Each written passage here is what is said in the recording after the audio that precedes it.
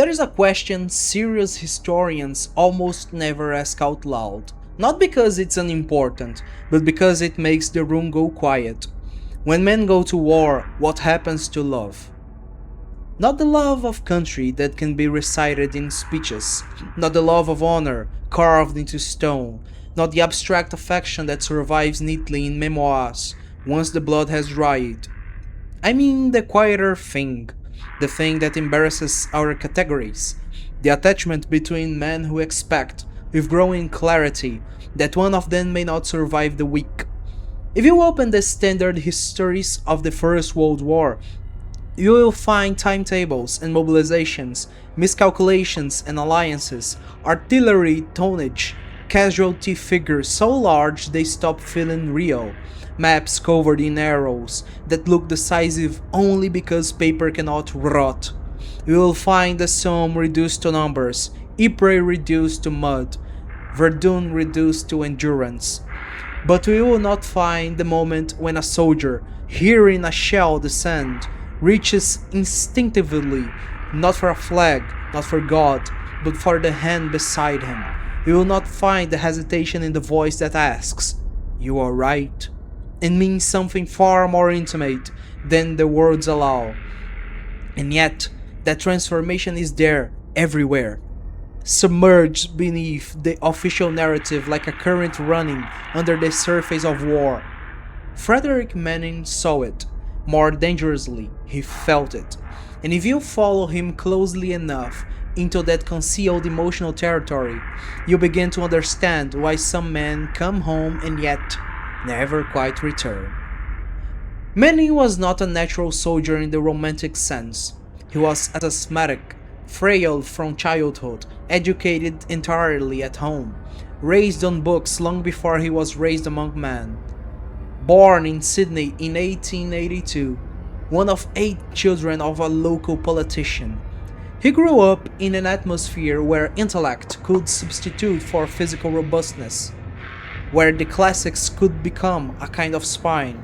As a teenager, he formed a close relationship with the Anglican scholar Arthur Galton and followed him to England, an early act of attachment that suggests something about Manning's inner life.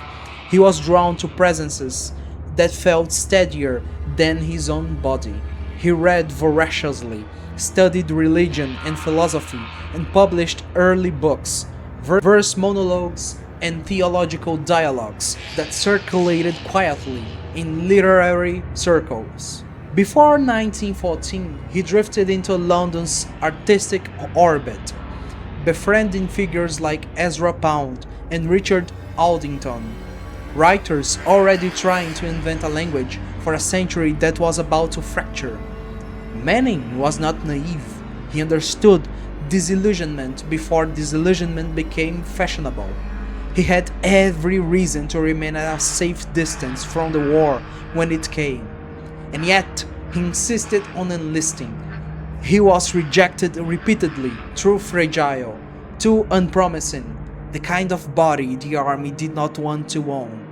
He tried again and again until persistence overcame prudence. In October 1915, they finally let him in. Private 19022. A number, a body. A delicate body entering a world designed to break stronger ones. And if you want to understand what follows, you must resist the temptation to treat this as a story about strategy or national movement.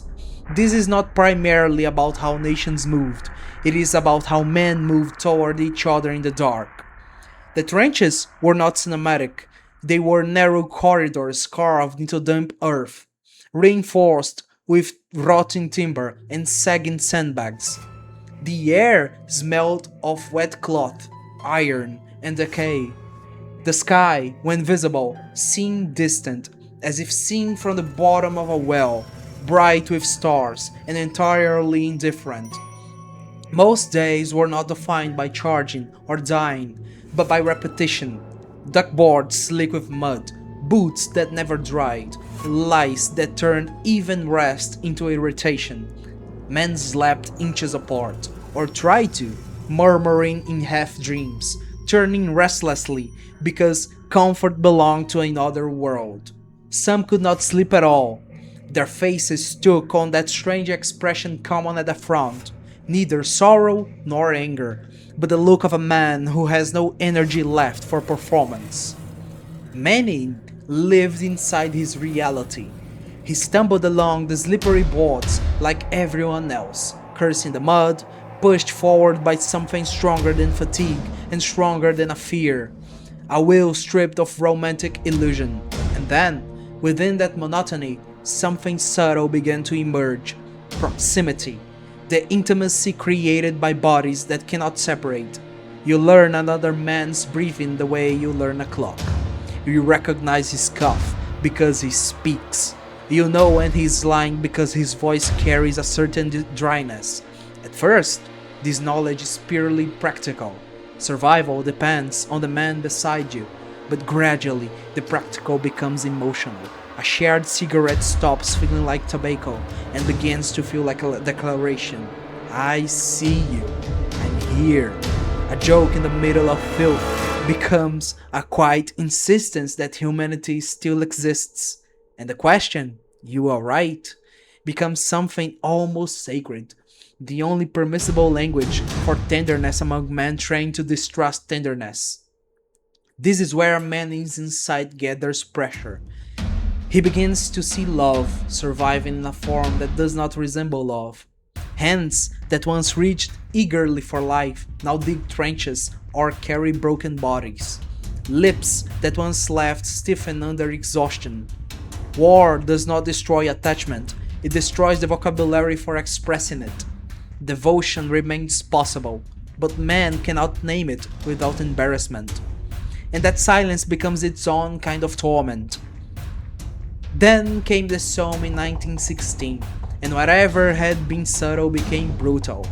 Artillery does not sound heroic up close. It sounds like the sky tearing apart. The first concussion arrives far away, then closer, then the wind sharpens until the body reacts before the mind can reason. Between each explosion, there is a silence that feels almost metaphysical, as though the world pauses to decide whether it will continue. In those seconds, the self narrows instinctively. Men do not think of empire, they think sideways, toward the person beside them. A hand reaches without looking, a shoulder presses closer, a voice lowers to a whisper, "Stay with me." Manning watched boys die not in mythic sacrifice, but in brutal reality. Faces white with terror, bodies broken faster than the mind could comprehend. The land itself seemed to tear apart, and yet, precisely in that environment, tenderness appeared. Men who mocked sentiment during the day would kneel beside a wounded comrade at night, voices stripped off irony, hands lingering on a shoulder or wrist. They whispered assurances they did not fully believe because the whisper itself mattered more than truth. In those moments, masculine performance collapsed. What remained was presence. On paper, Manning's career looked like advancement. He was promoted to lance corporal and later selected for officer training. But psychologically, the promotion complicated everything. The intimacy he had known in the trenches thrived in equality and shared vulnerability, not hierarchy. Officers command, privates endure. Manning failed his initial training and later returned to service as a second lieutenant in the Royal Irish Regiment. But by then the fracture inside him had widened. He drank heavily, struggled with discipline, and was diagnosed with neurasthenia, a polite word for a mind beginning to collapse under strain. He resigned his commission in February 1918, but living war does not mean living its emotional architecture. After the war, Manning wrote, not about strategy or heroism, but about the ordinary soldiers in the language they actually spoke. He published anonymously his novel, The Middle Parts of Fortune, later reissued as her private suite, explored the hidden territory beneath official war narratives. the private region where men are reduced to bodies and, paradoxically, to honesty. In that novel, the soldiers share cigarettes, insults, warmth, and fear. They mock each other because mockery is the only acceptable form of closeness. They keep each other alive because the alternative, being alone in that darkness, is unbearable. Beneath everything lies the quiet awareness that one day the man beside you will not answer, and the absence he leaves will feel like an amputation. This leads to the central question of Manning's story. What if war does not simply destroy intimacy, but creates a form of intimacy that cannot exist anywhere else? A bond stripped of future and illusion, forged in shared annihilation, that does not make war noble. It makes war psychologically complicated. For many men, the deepest human connection of their lives was forged in the trenches. That is not a celebration, it is a tragedy of emotional geography. Manning himself never married. He remained private, guarded, difficult to know. He died quietly in 1935 of respiratory illness and was buried in Kensal Green Cemetery. Yet, his work endured because it captured something official history often omits: the strange tenderness that can exist even in filth and thunder. The quiet endurance of men whose souls grew still under artillery, not because they were fearless, but because exhaustion had clarified everything.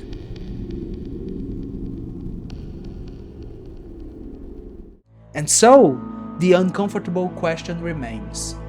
If love forged in peace is built on the expectation of tomorrow, what is love forged in survival built upon?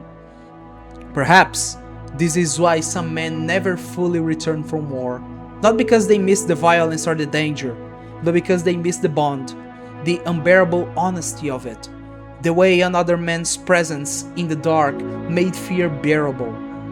That kind of love does not vanish when the guns stop. It becomes unnameable, a silent ache carried into ordinary rooms where ordinary conversations happen, and no one realizes that beneath the surface, a private soldier once learned the secret parts of fortune and could never entirely forget them.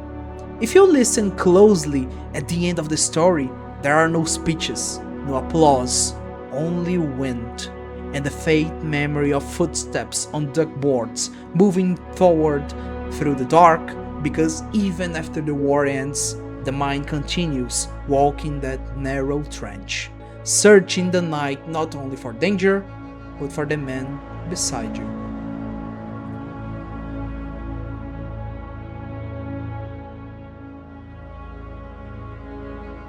Hi guys, I'm Arthur, the creator of War Never Changes. I hope you've liked this video. Please consider subscribing to my channel, leaving your like, and also to activate the bell for notifications so you can see our newest videos, right? As you guys already know, I'm a Brazilian medical student, and my dream, my quest, is for the revalidation in the US, to be a US doctor, right? Via the USMLE steps. But for that purpose, I need money, and I don't have money, so here am I.